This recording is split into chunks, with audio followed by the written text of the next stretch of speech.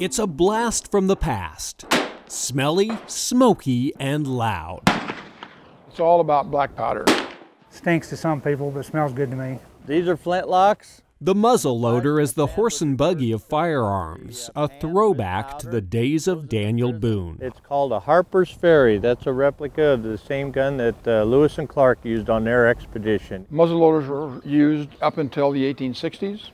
They were a big part of the Civil War. Today, they're popular with history reenactors, as well as hunters who enjoy special hunting seasons for muzzleloaders only. Three things to remember: powder, patch, ball. Powder. They also appeal to target shooters who like to take their own sweet time on the firing line. It's a slow-paced, very relaxed shooting discipline. That's because a lot of time is spent loading the gun.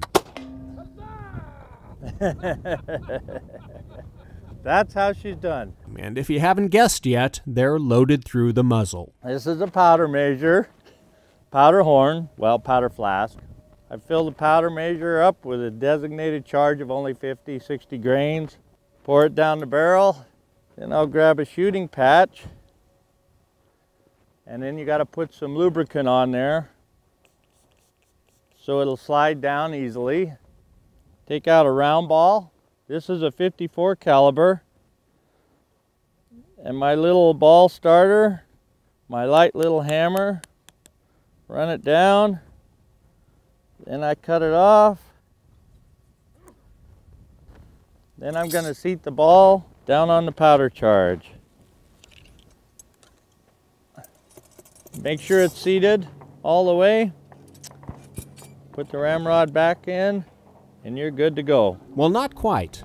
Muzzleloaders need a primer to ignite the black powder in the barrel. For a flintlock, priming powder is poured into the pan. Percussion or cap-lock muzzleloaders use a small cap. The cap's on the nipple. As you can see, a muzzleloader is not a fast machine, but that's part of the appeal. I like just a slower pace. I don't like to get up there and just go pow, pow, pow, pow, and it be over. Early each year, people from all over the country visit the Ben Avery shooting facility in Phoenix to show off their muzzleloader skills. People like Leo Holmes of Indiana. Just started shooting a muzzleloader. I like to shoot and started shooting a muzzleloader and enjoyed it and just stayed with it. So you got ears? Bruce and Teri Schwindt of Wyoming. Yeah, we're both passionate about it. Yeah, we've been doing it over 35 years together. Yeah, so near together, 40 yeah. Probably together. It's just a lot of fun. And John and Ruth Kilgore of Oklahoma. Her dad got me to start shooting. Never owned a gun until after we were married. We've been married 40-something. 40, I don't know, 45, 46 years. You better do. She keeps track. They're all here for the Western National Shoot, a competition that started in 1992 and is sanctioned by the National Muzzleloading Rifle Association.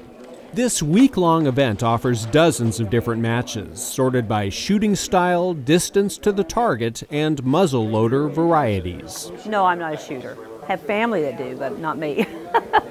Anything else? Competitors decide which matches to shoot, then Joyce Vogel helps them select the appropriate targets. Like this aggregate here has a 25-yard target, and has a 50-yard target and a 100-yard target, all shot offhand.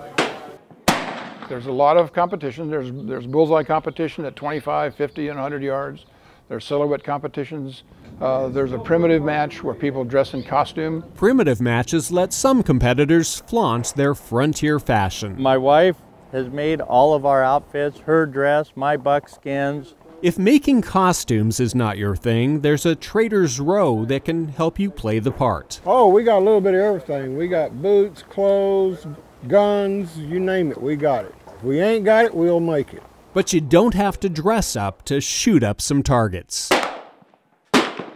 That's what Leo Holmes is up to. It's different targets, 5 shots on each target for an aggregate score. Accuracy is very good, but the round ball is very ballistically poor. It's accurate, but affected a lot by climate and wind and everything. This makes more of a challenge. Windy conditions can really affect the accuracy of a muzzleloader. Waiting on the wind, just waiting for it to settle down a little bit. It takes longer to fire a shot.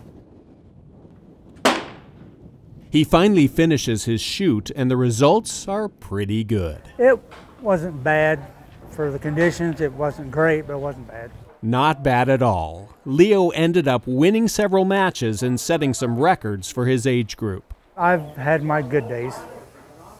Just about anyone here will tell you that any day's a good day to be burning black powder. It is a lot of fun.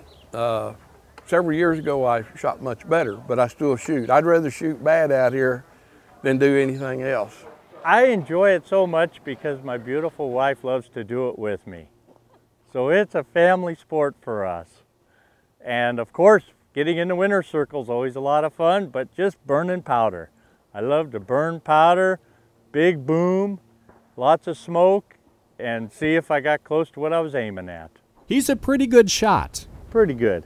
But when Bruce wants to show off, he often uses smoke and mirrors. So we're going to cock the gun, and I'm going to look through the mirror, acquire the target, set the back trigger.